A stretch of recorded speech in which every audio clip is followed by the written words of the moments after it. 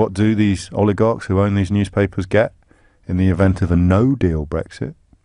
Well, they get to see their investments in firms in countries that have no protections, that have no food regulations, that have no minimum wage, that have no trade unions, that have no regulation or rules. They get to see all of their investments in those companies in those countries pay off to the nth degree as this country gets flooded in a tariff-free environment that Jacob Rees-Mogg, when pushed on this programme, conceded that that's what he wants. No tariffs at all on stuff coming into the country. It'd be nice to hear someone else push him a bit. Not mentioning any names. It all comes into this country tariff-free. They won't feed their children hormone-stuffed beef. They won't be giving their children clothes that have been made in circumstances that make the current scandals surrounding sweatshops look like luxurious working environments. They'll carry on buying their brogues on Jermyn Street and feeding their children from Fortnum's.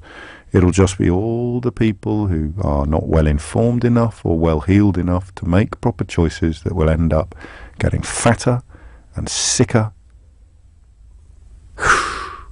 And there it is. So I know what they want.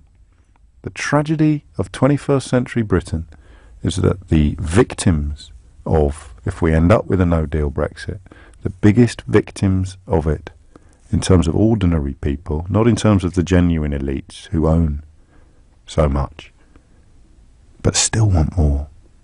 The real tragedy of Brexit will be that the biggest victims of it were the ones that cheered it the loudest.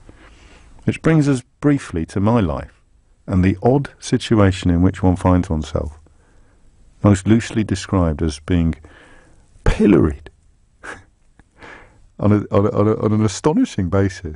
Coming from America now, something called the Cato Institute. Have you heard of that? I presume it's like an American equivalent of the Taxpayers Alliance. But also, I mean, they're the kind of drivers of this move. But also people who think that they're my enemy because I'm trying to save them or protect them or insulate them against the impact of a decision that has been taken almost entirely to further enrich some of the richest people on the planet.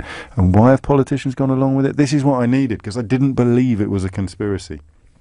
I didn't believe, as some people have argued, that Theresa May has secretly been always planning for a no-deal crash out. I didn't believe any of that.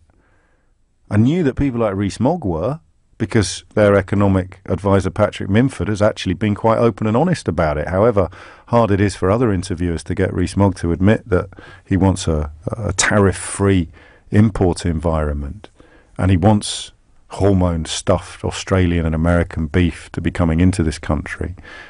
I know what they want and I know why they want it, but why have ostensibly decent politicians not managed to land any punches? Answer: because they're more concerned about how it's going to get written up in tomorrow's Telegraph, tomorrow's Sun and tomorrow's Daily Mail than they are in its relationship with reality.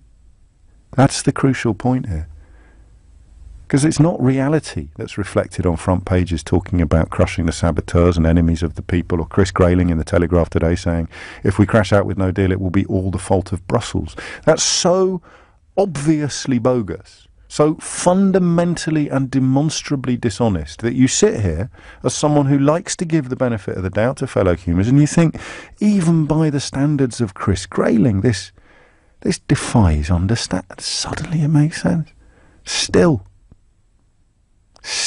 after 2.5 years, they're more interested in how it will get reported in the right-wing newspapers than they are in how it reflects reality. And that, ladies and gentlemen, is how it happened.